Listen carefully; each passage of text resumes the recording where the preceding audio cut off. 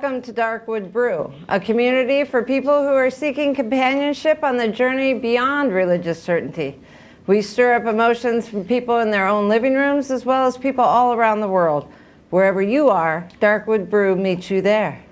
Tonight we are here with our special guest, Frank Schaeffer. Hey. He's an author, he's an artist, he's a speaker.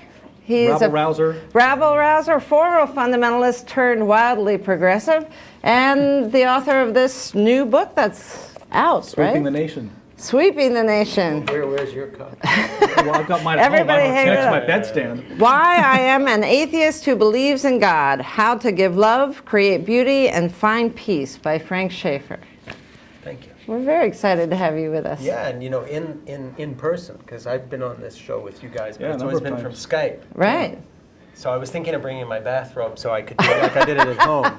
At least your bunny slippers. Is this a hologram? No, I'm here. This is an actual sweater, not a bathrobe, and I don't have my slippers on. It's very uncomfortable. I'd much rather do it in my house. It's so professional. I'm selling photographs of Frank in his bathrobe from my Skype connection after the episode, so $12.95. And it's like the Shroud of Turin. There's all kinds of interesting things. Oh, nice. Coffee stains and stuff like that. Not so much faces of Jesus. But well, we're excited to have Frank here, but we also have Jules and Joe here, who are our special musical guests for tonight. Jules? Thank you. It's great to be here. We love performing here, and it's been such a great experience being the music director here so far. And speaking of that, we have some special guests coming up these next couple of weeks I wanted to let you know about. Next week, we have the very talented David Zolo. He's out of Iowa City, and he's a fantastic singer-songwriter, plays amazing keys.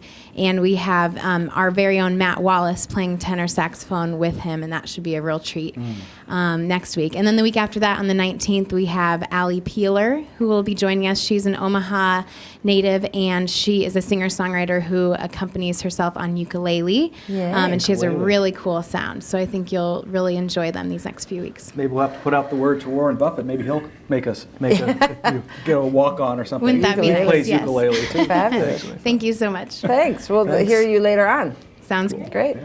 You know, next week we'll also be joined by our scholar guest, Rolf Jacobson from Luther Seminary, and we're very much looking forward to him. Rolf actually was one of the co-creators of the Narrative Lectionary. Which is the lectionary source we've been following during this series and are following all year. So. And he's going to share some of how that got curated at the very beginning of our show next week. So we're looking forward to that. He and I overlapped by 1 year at Princeton Theological Seminary in the PhD program. Wow. Anyway, good stuff. Good alums. Well, we have a thorny theological question for this week, do we not? Yes, we do. That thorny theological question hits us all kind of personally tonight. It's, what is something you're willing to work for that you won't see the result of? What's something you're willing to work for but won't ever see the result of? And while we ruminate on that question, let's go back and take a look at what we've done so far in our series. It's not like God flashes neon signs and says, here's what it means to be in relationship with me, and here's where I'm calling you, just look over to the flashing dot, or something like that. Follow the bouncing ball, and there's your path. Bringing my crown and my purple robe.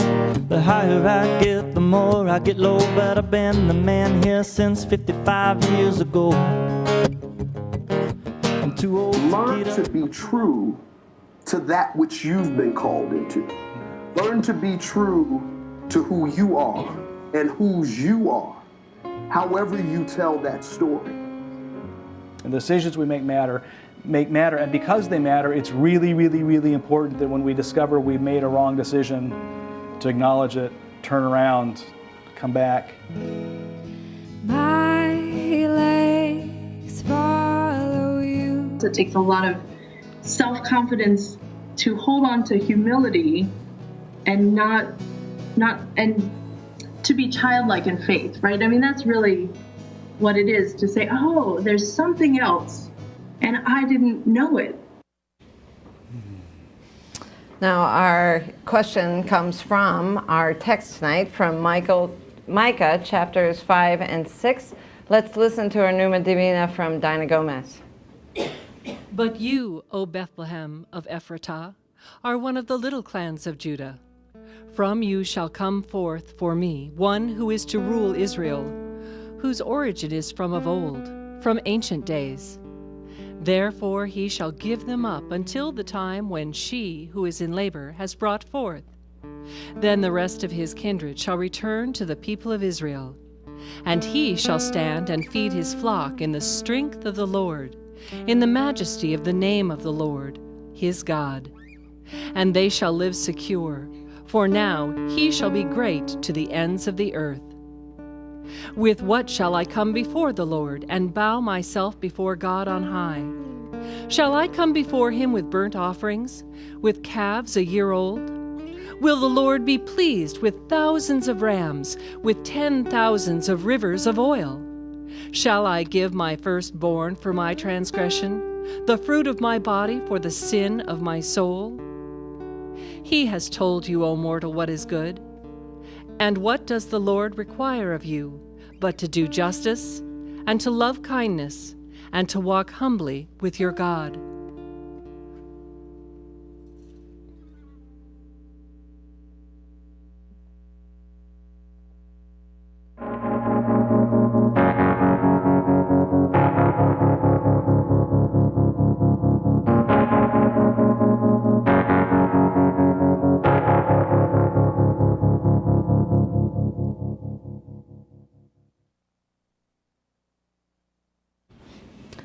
Parts of this text are very familiar to us, but it helps always, I think, each week to help place the pneuma text, the scripture text that we're working with, in some kind of a historical context.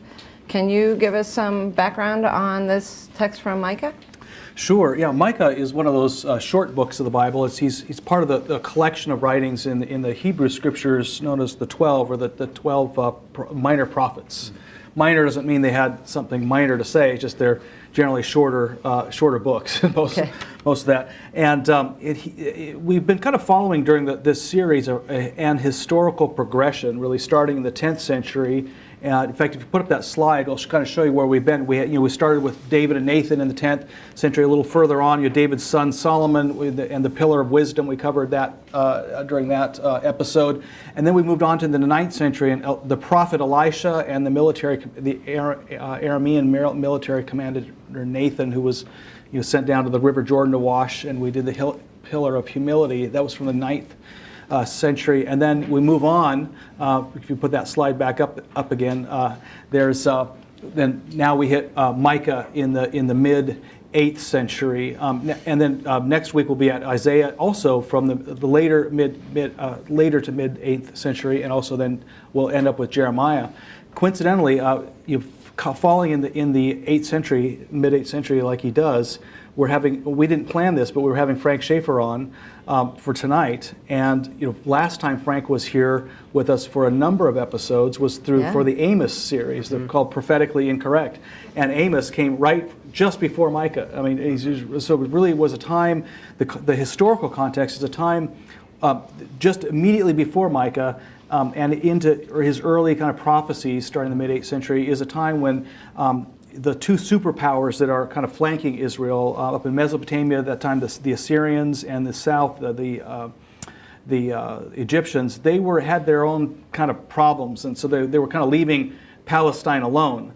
And so during that time, there's this peace, relative peace anyway, and when there's peace in Palestine, because it's kind of a land bridge between the superpowers, money flows in like crazy, because you have exports from between those two superpowers that you are exporting to them, and also you are taxing the commerce that goes between those nations. So when we had Frank on with Amos, I mean, there was a time of a tremendous prosperity and then a lot of arrogance that goes along with that. But starting in that latter half of the 7th century, the Assyrians kind of got their act together. And there was this one guy emperor named Tiglath-Pileser, who basically went down into Palestine and took over things and in that whole area and made the other countries, including Israel, the north, the 10 tribes of the northern Israel, and also Judah and Benjamin, the tribes of Judah, subservient, vassals.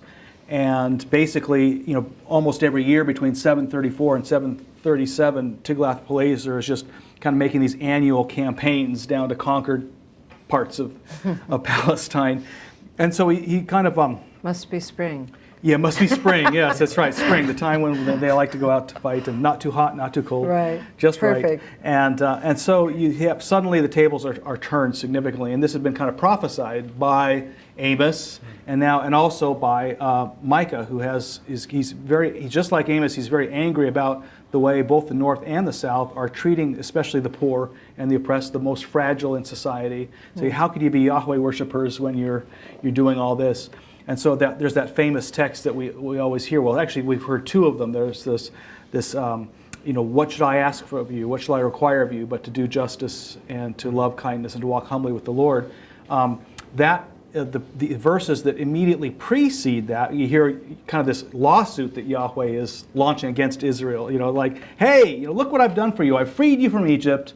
I've taken you to this beautiful land, given this to you. I have helped you in your struggles against these people who've tried to oppress you.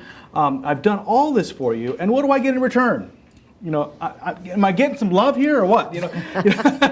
And the people answer, well, should we sacrifice 1,000 rams, or what should we do? What great work should we do for you? And just like a Jewish mother, I just want your heart. Just give me some love here. Give in like what you've received. And the fact that translation, to do justice and then to love kindness. Kindness is a mild term. There, the word in Hebrew is chesed, and chesed is a lot more than just kind of do a random act of kindness kind of thing, or be kind of nice. Chesed is this really deep, loyal, patient love. It's also it's translated most frequently in the Hebrew Scriptures as steadfast love, or covenant loyalty. It's all based on this deep covenanted relationship to which Yahweh is going to be loyal and patient, and is expecting Israel then to give back just as what Israel has received, is this loyal, patient love. So when they can't see Yahweh working, they can't figure out what's the plan here, God is calling them to be as patient with God as God is being patient.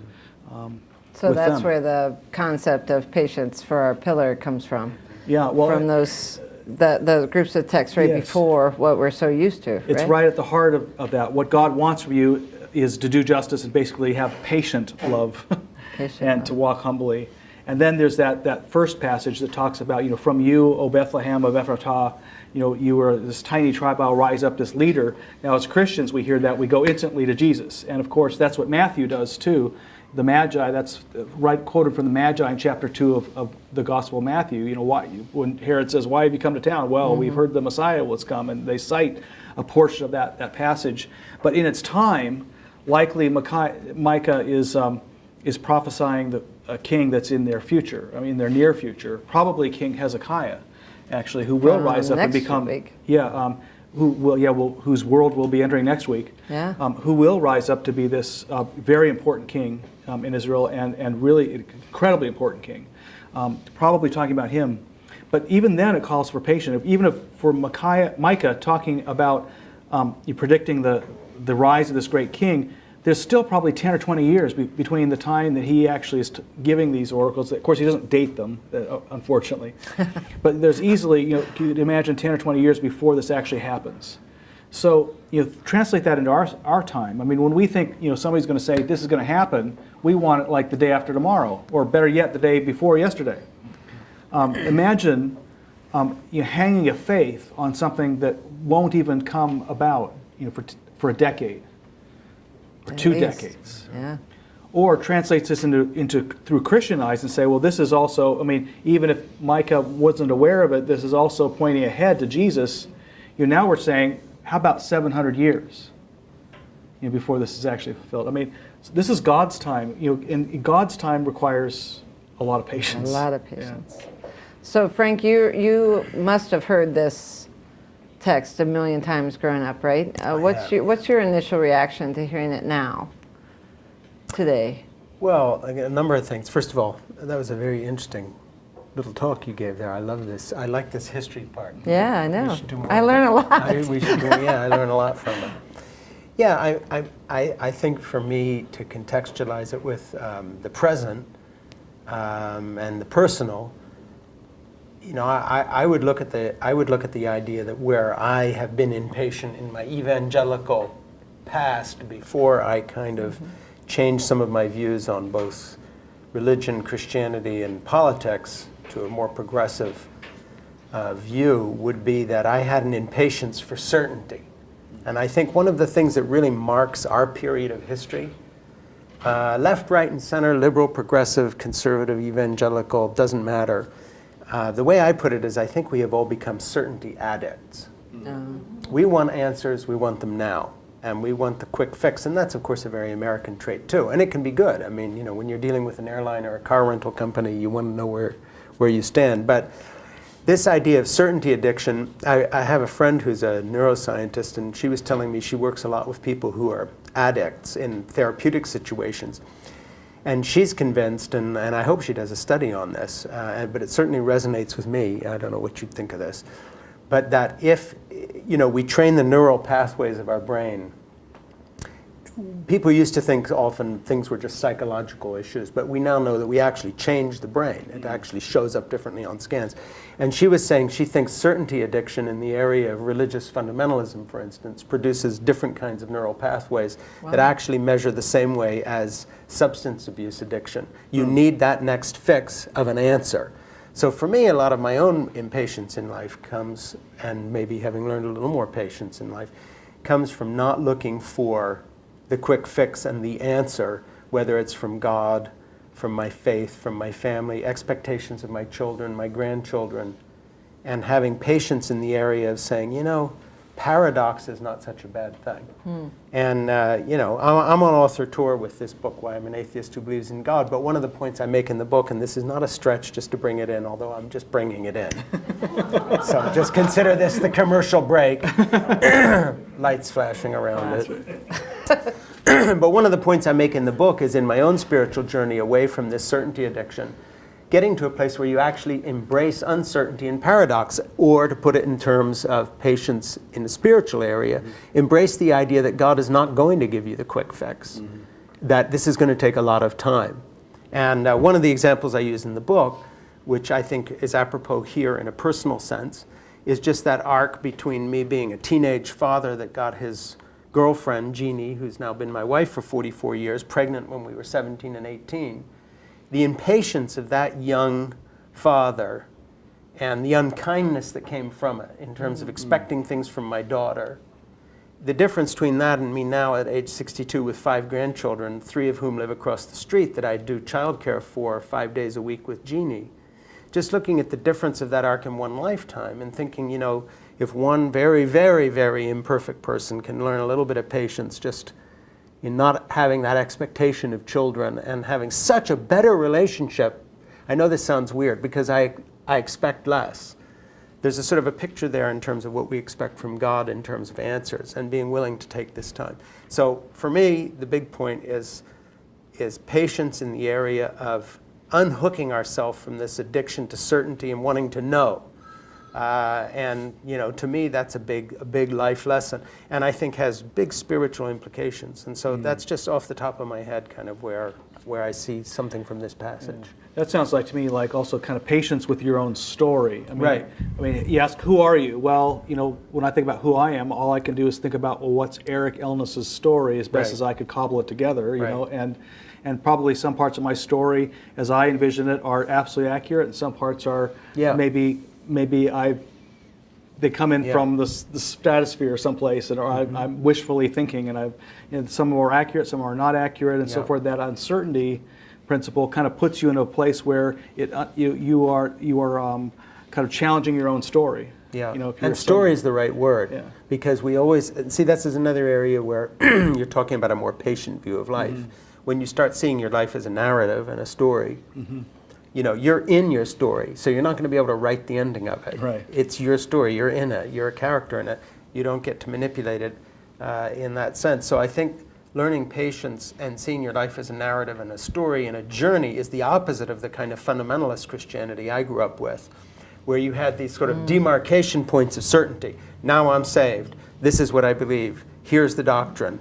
Rather than seeing it as a fluid situation. And one of the things that I find to be true these days, I guess, is in this area of uncertainty and in the area of each of us having a story and a journey. You know, I have people come up to me and talk to me about my father, Francis Schaeffer, who was well known in the evangelical circles, and they'd say, well, what would your dad think about this? Or they'll say the same thing to me, like, oh, I saw something in a book you wrote 15 or 20 years ago, and, you know, they kind of throw it back at me and say, well, now what do you think about it? But, you know, the point I make with them is you'd have to ask, well, which Francis Schaeffer are you talking about? The young fundamentalist preacher in 1947 who went to Europe as a missionary, the guy running this sort of hippie fundamentalist commune in the late 60s, writing books about rock music and doing lectures on Bob Dylan, and, you know, Timothy Leary coming as a guest to our dining room table, or the person who was associated with the religious right by the time he died because of the anti-abortion movement. You know, there is not one person, and I go even further than that. One of the things that I've been thinking about, and again writing about here in this book, is I've never actually met a Christian or an atheist.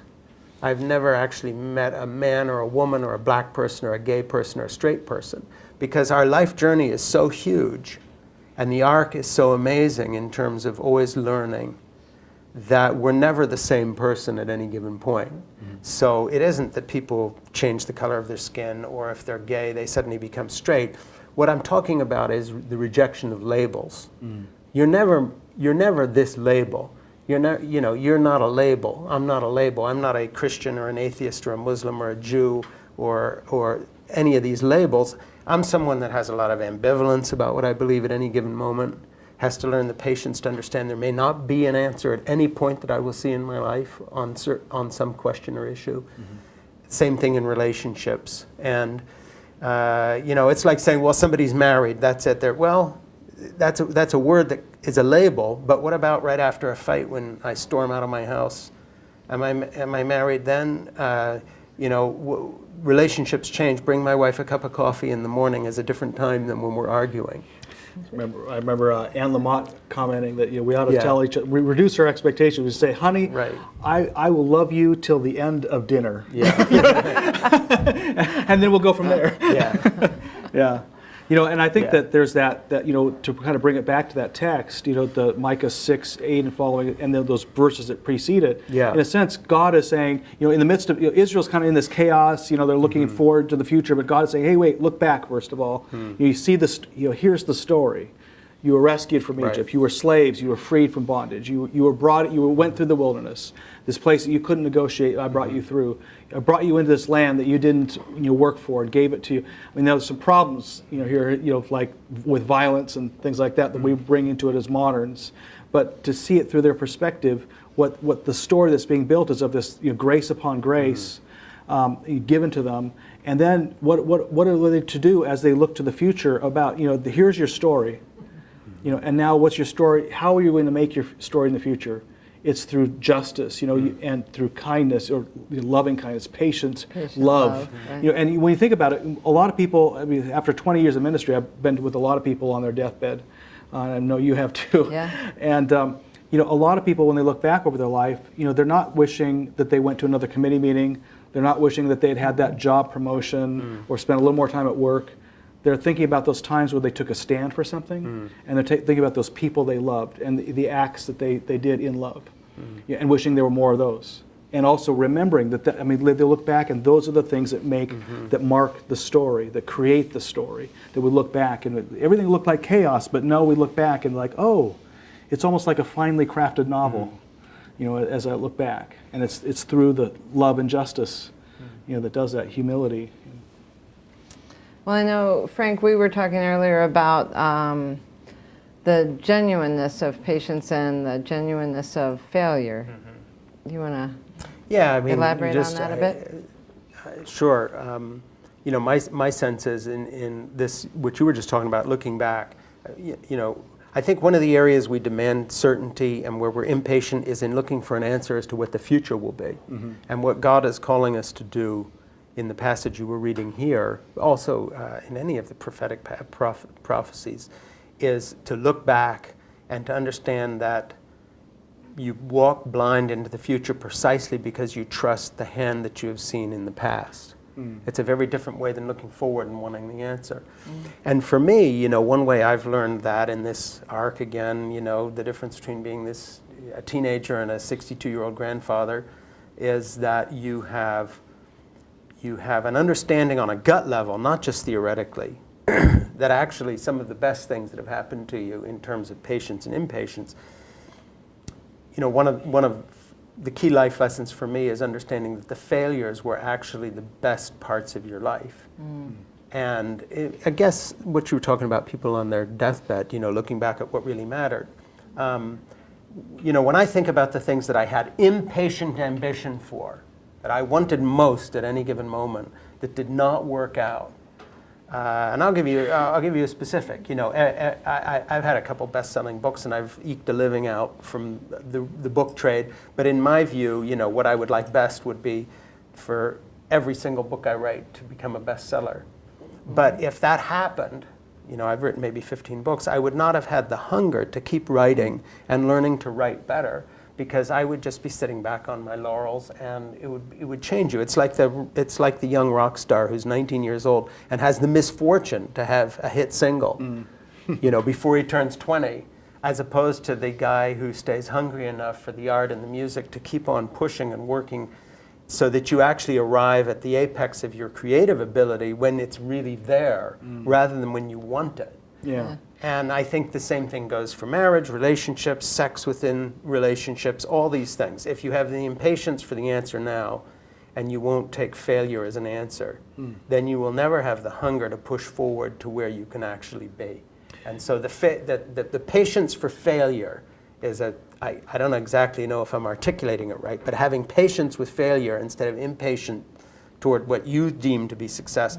We get it wrong all the time, because we don't look back at where we come from. We're always looking at that future point, and it's always wrong. What you pick out as that future point you want to be in is actually never where you want to be. You want to be at the place that leaves you open to the next thing you want to do, and is never a conclusion. Yeah. Well, that kind of brings up that seasonality too. You know, people were asking, what are these things on the table earlier tonight? You know, first of all, there's this wonderful little sign that somebody brought in, a Darkwood Brew viewer who knew we were going to, oh, wait, look at this sign. Yeah. God, give me patience. Now, wait for your please turn. hurry. Okay, I'm listening. That's right. But yeah, these actually are pears that I canned You myself. also young Frankenstein. Yeah, it does look like brains, doesn't it? It's Yeah. a brain, and it says Abby Normal. Abby Normal. Remember that part? It's a good part. That's right. Abby No, these Normal. are pears that I canned myself this weekend. Are you going to make on me eat Monday, them? actually? I could. They look good, actually. Let me just They're saying in my earpiece, wait a minute. yikes. No, they're good and tight. It's good and tight. I won't get botulism. It's all right. But I was thinking about this episode on patience, and it really brought up I was reminded of just the process here. You know, like the pears, they don't ripen on the tree. You have to wait forever, and then you pick them.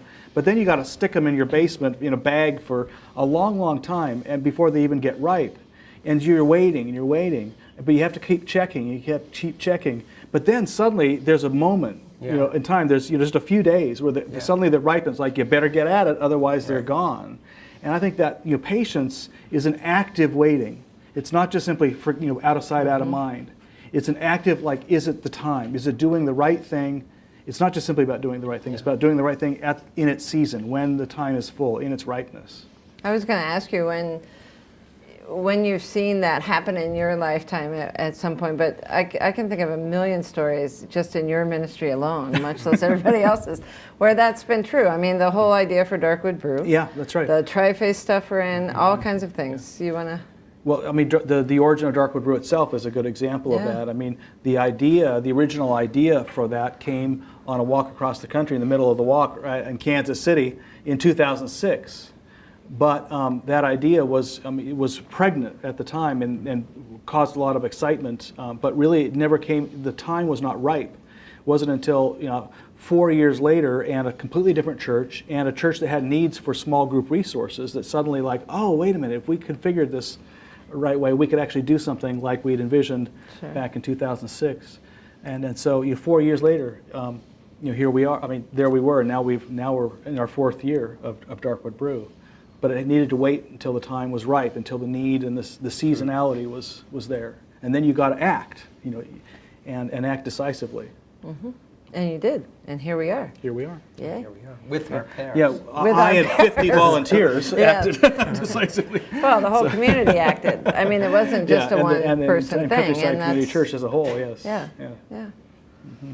And it brought me here, so I'm happy about that. So yay. As lovely as this communication or conversation is going, we need to ask a question of the folks who are online, no doubt, talking about this thing, and we need to talk about some of the social media that's been going on. So let's give ourselves some time to gather some questions or some comments about what we're talking about here, and we'll be right back with social media.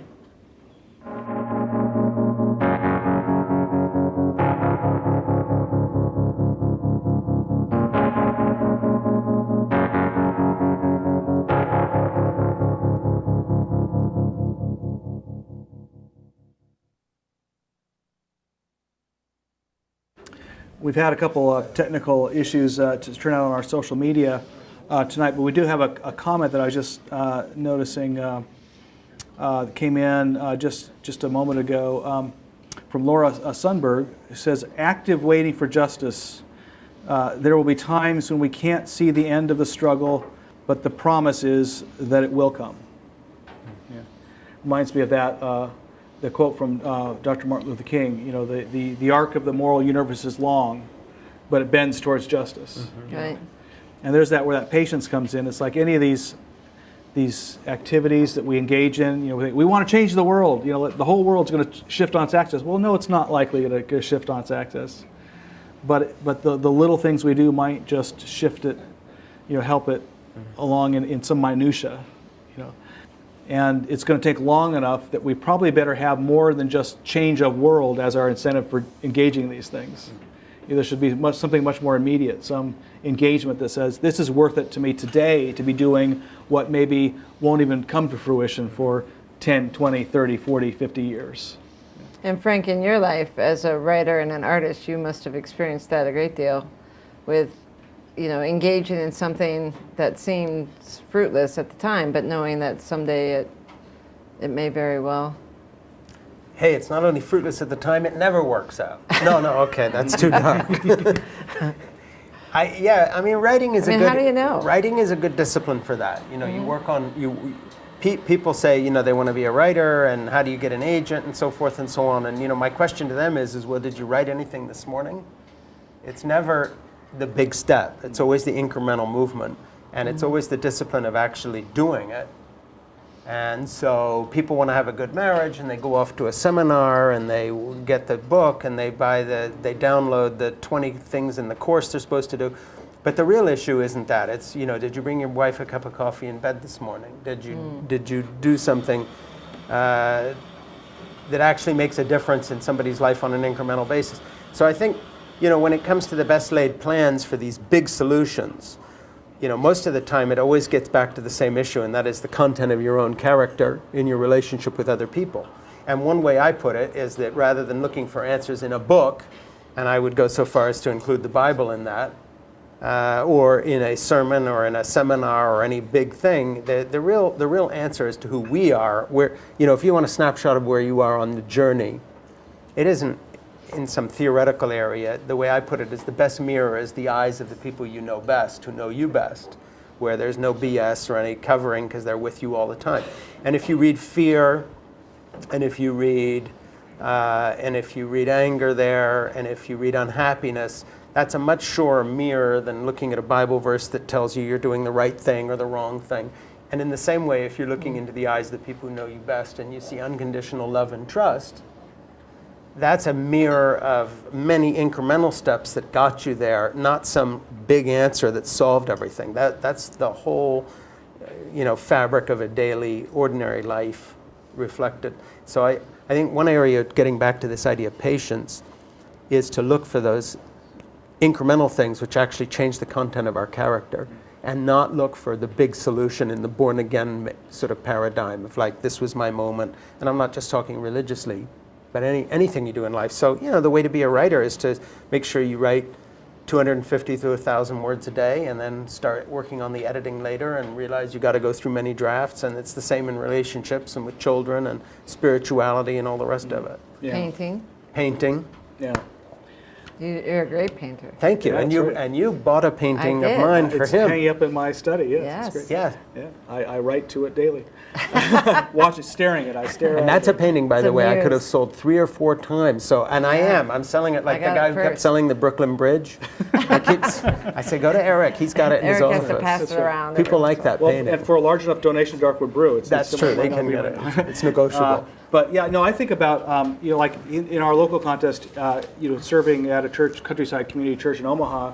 We are currently in a discernment process about becoming the Christian presence at something known as the Tri-Faith Initiative, which is a 35-acre campus where a Christian community, an Islamic community, and a Jewish community are all going to build separate worship facilities in a common center, all on the same campus, and learn to live together. And so we're considering becoming the Christian partner in that.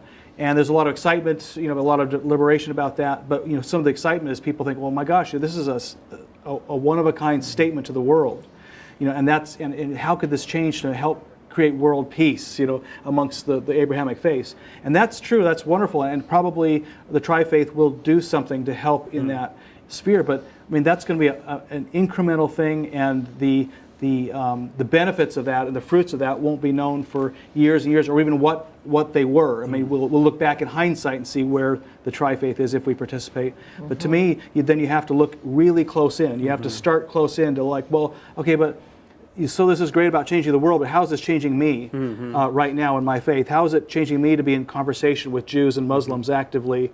And how does it, so how does it change me when a Jew asks me, well, you're going to Easter service. What does that mean to you? It's like, oh, suddenly I can't just cite the Bible. I've got to say, well, what does that mean to me? Why am I going there? Yeah. What's its significance to me? It's those kind of daily kind of payoffs, or this insight that, oh my gosh, we're all worshiping the same God. We all have 3 different kind of experiences with the same lover.